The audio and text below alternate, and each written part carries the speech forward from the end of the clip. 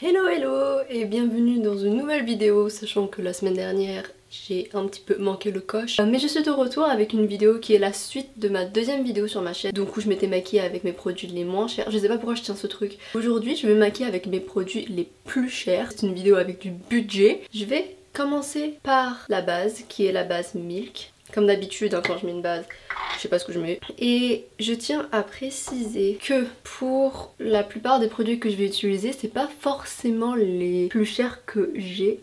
Ça y est, je commence déjà à tricher alors que la vidéo c'est clairement je me maquille avec mes produits les plus chers. Mais dans le sens où, comme peut-être que vous le savez, si vous avez suivi mes vidéos, j'ai pas mal de produits Chanel car je connais quelqu'un qui travaille chez Chanel et qui parfois peut me passer des testeurs non utilisés, etc. Tous les produits Chanel que j'ai, de toute façon, c'est les produits les plus chers que j'ai. Mais pour le fun, je vais pas juste utiliser des produits Chanel parce que c'est pas un crash test Chanel. Et je veux aussi justement utiliser les produits les plus chers que j'ai vraiment payé avec mes sous qui ont fait saigner ma carte bleue. Donc autant utiliser des produits que j'ai vraiment voulu acheter au lieu de seulement des produits qui m'ont été offerts. Donc du coup là pour les fonds de teint, j'en ai deux. Donc justement un de chez Chanel. C'est le Vita Lumière Aqua. Je vais pas l'utiliser mais je vais vous en parler rapidement. Ce fond de teint il est pas ouf. Au début la première fois que je l'ai utilisé, la première impression c'était qu'il était quand même cool parce qu'il tient bien. Mais je trouve que des fois on voit un peu les marques de sécheresse, ce qui est dommage. Surtout que je suis partie regarder sur Sephora, je pense qu'il coûte 50 €. Et c'est dans un packaging en plastique. Chanel. Mais bon après je pense qu'il y a des raisons, c'est que par exemple ça c'est hyper pratique quand on part en vacances parce que pas de grosses bouteilles en verre à ramener dans son sac. Mais bon je trouve que dans ce cas là le prix... Bon après j'ai envie de vous dire c'est du Chanel hein. On paye la marque, faut pas se mentir. Mais du coup ne payez pas, il est pas nul mais c'est juste que pour le prix il y a d'autres fonds de teint moins chers sur le marché. Mais du coup celui que je vais utiliser aujourd'hui car c'est celui que j'ai vraiment acheté avec mes sous, c'est le Madara Skin Equal. Vous l'avez vu normalement dans ma dernière vidéo où Alima m'a maquillée. Ce fond de teint il est bio. Je vais l'appliquer d'ailleurs avec un pinceau, ce que je fais très rarement.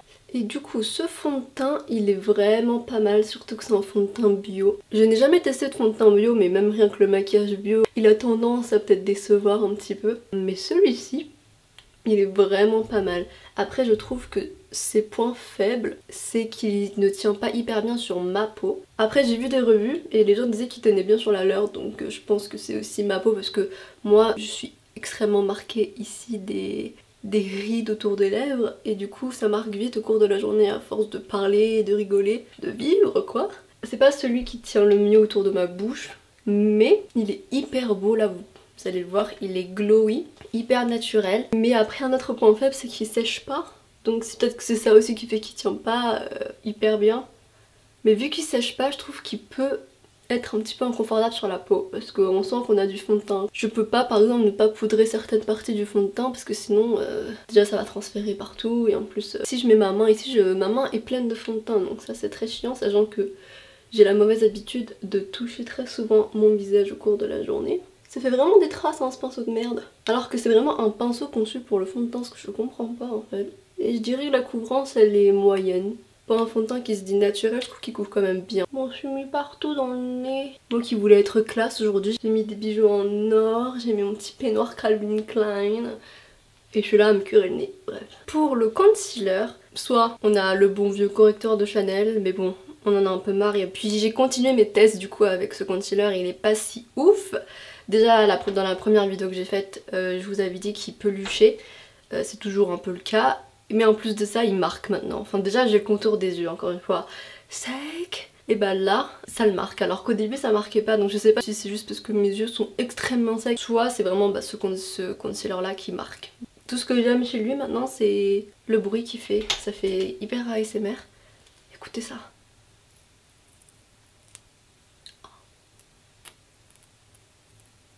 Un petit teaser pour éventuellement une vidéo ASMR que je fais. Ça me gratte en fait, depuis tout à l'heure je suis en train de me gratter ici avec le pinceau parce que ça me gratte. En fait je déteste utiliser un pinceau comme, enfin celui-ci. Je déteste, c'est horrible. Ah. Mais du coup, aujourd'hui je ne vais pas utiliser le Chanel, je vais utiliser un tout nouveau. Première fois que je vais crash tester un produit sur ma chaîne. C'est le Teint Idol Ultra Wear de chez Lancôme. Moi j'ai la teinte 03. Je sais pas encore si c'est ma teinte. Je l'ai acheté il y a pas mal de temps, mais je le gardais... Oh, j'adore.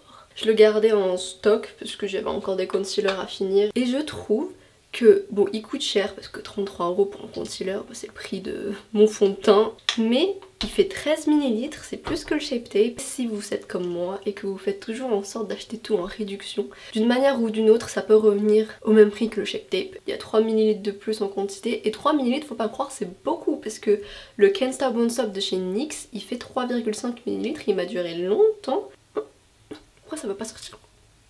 Ah. Ouh, interesting. La brosse est étrange, innovante. Bref. J'ai vraiment peur que ça fasse sec comme tous les autres concealers.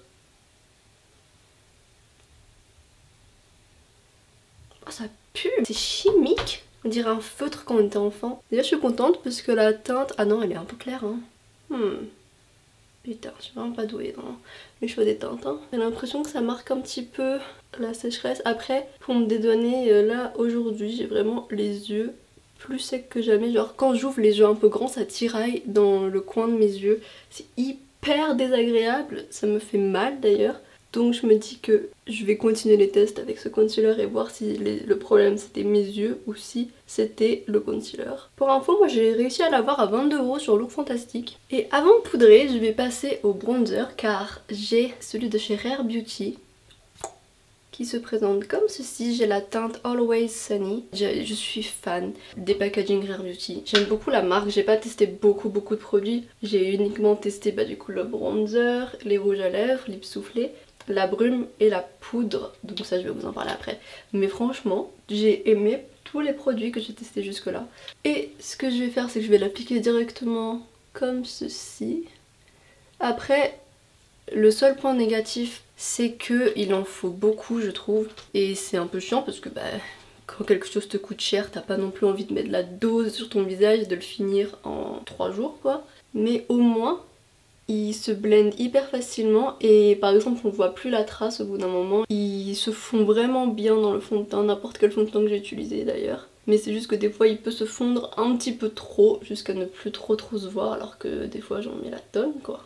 Et je dois vraiment continuer à en remettre, et c'est ça qui peut être un petit peu chiant. Mais sinon il est super beau. Regardez, c'est trop beau. Ça fait effet naturel. Je vais même pas en mettre sur mon nez aujourd'hui parce qu'on va partir sur un maquillage de... je vais vous mettre dans le mood pour mon maquillage. Parce que le look que je veux aujourd'hui pour cette vidéo, c'est... Imaginez, vous allez dans un restaurant 5 étoiles et c'est le jour où vous faites rencontrer votre copain à votre famille et vous êtes habillé de votre meilleure robe. Une robe de préférence en satin vert, longue, talons évidemment, avec les sortes de... Comment ça s'appelle? C'est des strass, mais strass ça a l'air d'être pour les enfants, c'est pas des strass, c'est des sortes de petits diamants qui entourent votre cheville avec plein de colliers argentés. Bon là je fais n'importe quoi parce que j'ai pas du tout ça. Ou sinon, donc vous avez soit ça, soit pour matcher avec mes bijoux gold, une robe noire, moulante, en tissu genre... C'est pas de la laine, mais bref, vous voyez le sort de tissu comme... de la laine, du coton fendu sur le côté, avec le make-up que je vais faire aujourd'hui. C'est le mood pour lequel je pars, donc c'est pour ça que j'utilise mes produits les plus chers, parce qu'il faut montrer qu'on est expensive. Et maintenant je vais pouvoir me poudrer la gueule. Pour la poudre, je vais utiliser du coup celle de chez Rare Beauty. Il y a ça là, ce truc par exemple là, c'est fermé donc la poudre elle ne peut pas tomber, après vous l'ouvrez. Mais je trouve ça hyper pas pratique au final parce qu'en fait il y a genre vous voyez quelques petits trous pour sortir la poudre mais c'est pas du tout assez, enfin genre à chaque fois ça sort rien du tout. Regardez genre là, j'essaie d'en faire sortir.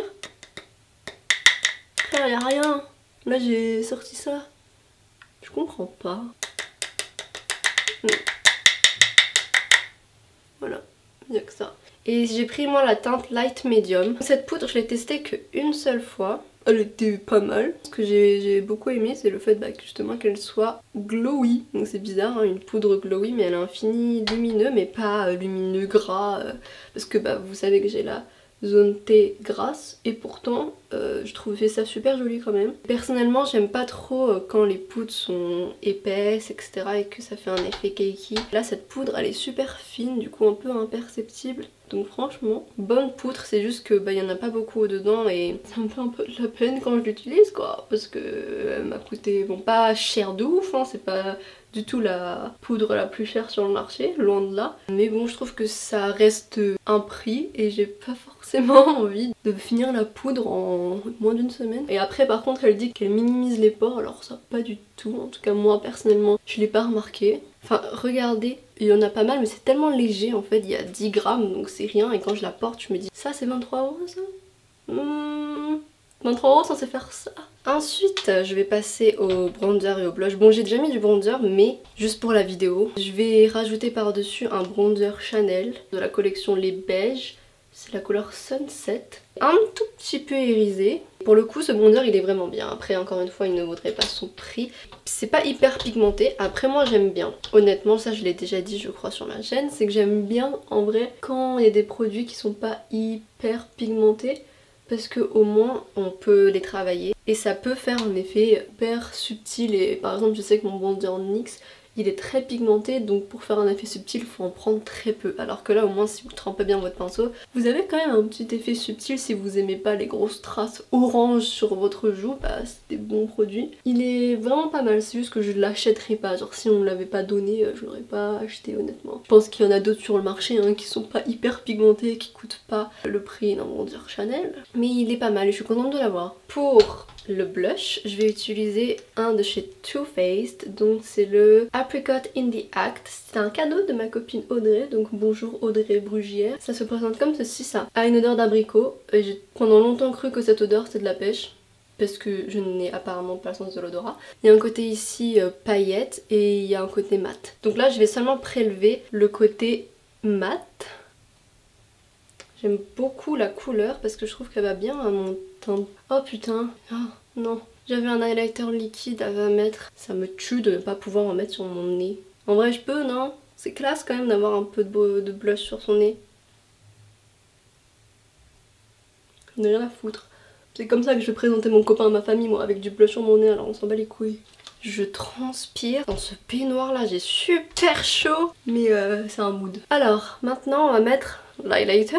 Qui est un highlighter du coup en stick. C'est du coup des highlighters Chanel et parce que là je n'ai pas d'highlighter cher que j'ai acheté moi-même. Donc les seuls highlighters que j'ai ils sont pas chers. Des baumes essentiels stick éclat multi-usage. C'est quoi les multi-usages qu'on peut faire avec ça? Je suppose en mettre sur son corps, je sais pas. Donc j'ai deux teintes, j'ai une teinte un petit peu rosée qui s'appelle ensoleillée. C'est pas du tout ensoleillé vu que c'est rosé.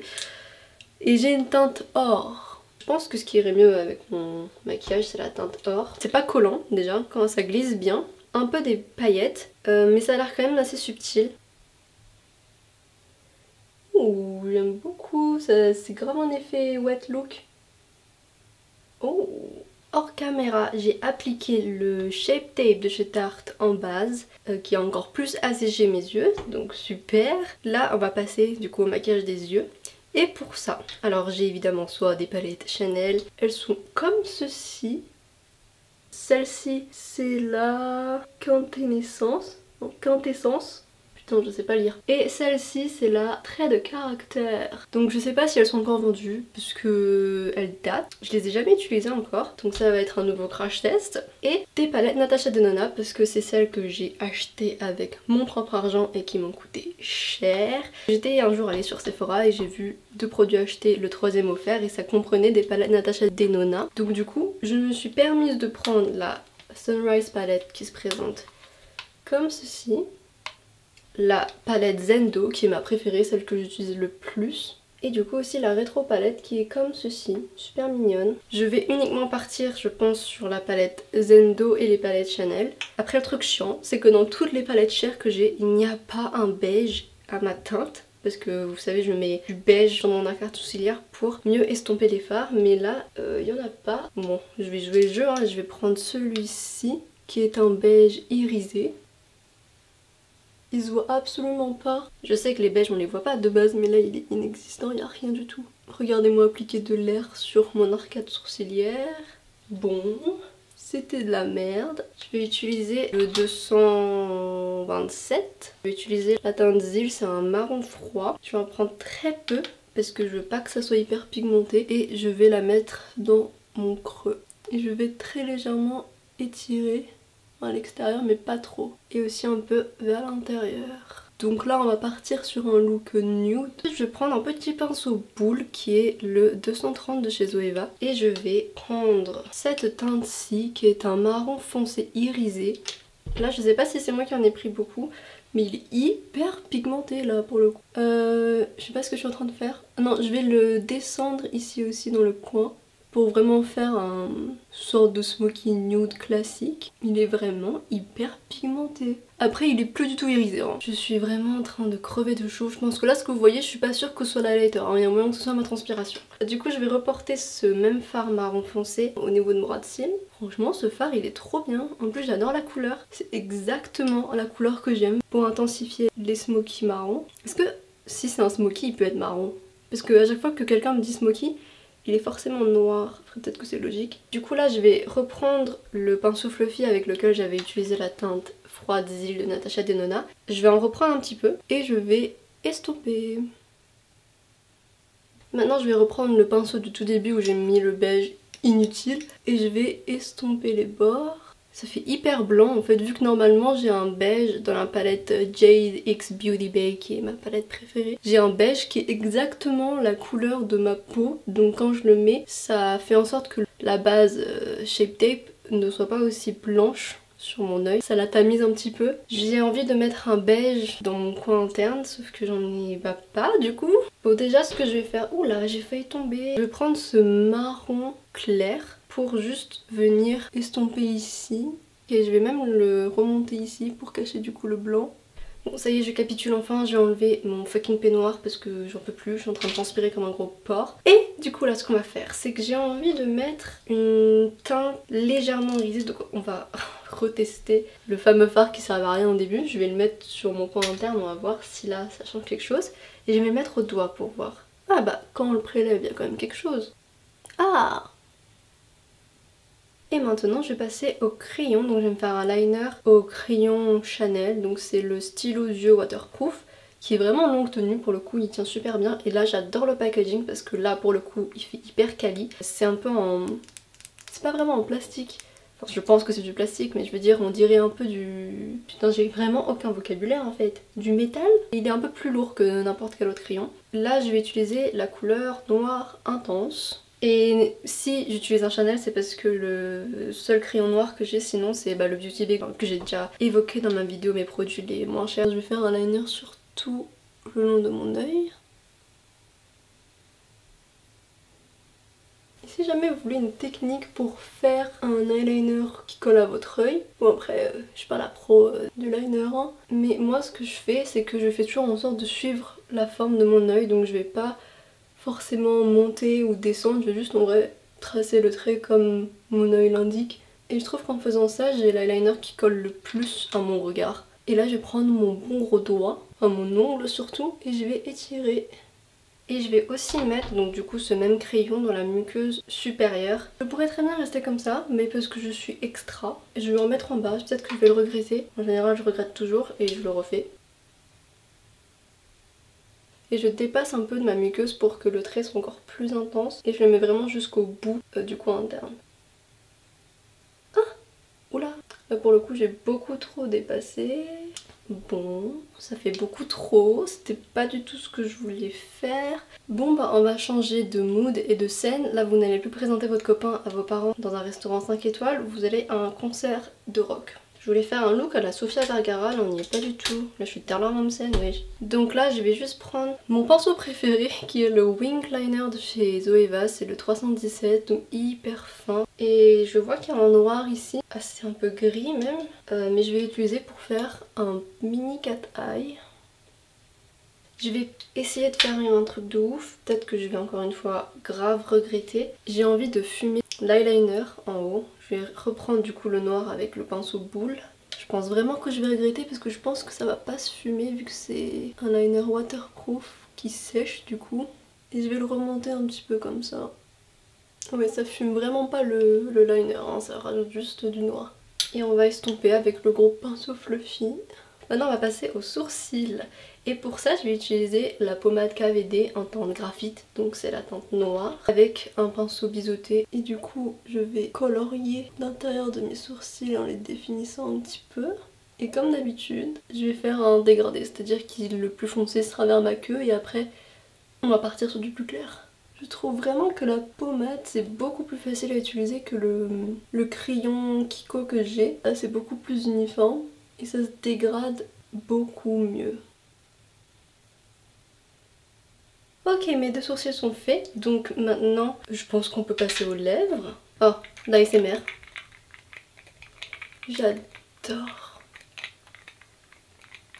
le bruit des couvercles dans l'ASMR. Bref, ça fait à peu près 4 ans et demi que je me maquille, alors que franchement c'est pas un maquillage hyper compliqué. Je suis assoiffée, déshydratée, j'ai faim. Je vais me crayonner les lèvres avec le crayon Boho Green. Après j'en ai un autre Wet n Wild, mais qui est... Ah bah, j'ai un de mes fards Natasha Denona qui s'est barré. Il s'est carrément barré hors de son pan.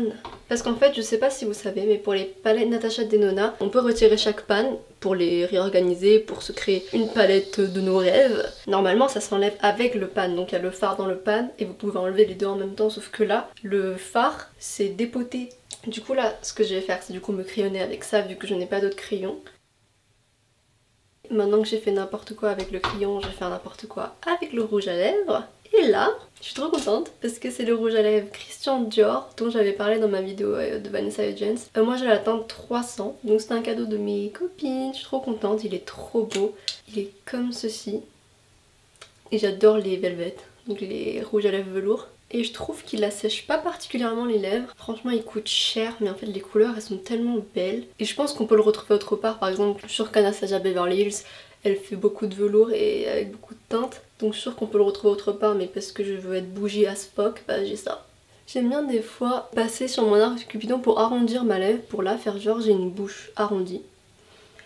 C'est ma manière à moi d'être un catfish. Et voilà, il est pas trop beau, sérieusement. C'est exactement la couleur de rouge à lèvres que j'adore, que je mets tout le temps. Je vais finir avec le spray fixateur. Et évidemment, je vais utiliser celui de Rare Beauty. En fait, techniquement, le plus cher que j'ai, c'est le Skindinavia, donc le Bridal Spray. Mais il y a 236 ml et là-dedans, il y a 85. Et lui, il coûte pour 85, 27 € je crois. Et lui, pour 236, 40 €. C'est lui le plus cher quand on fait le rapport quantité-prix. Je vais le shaker.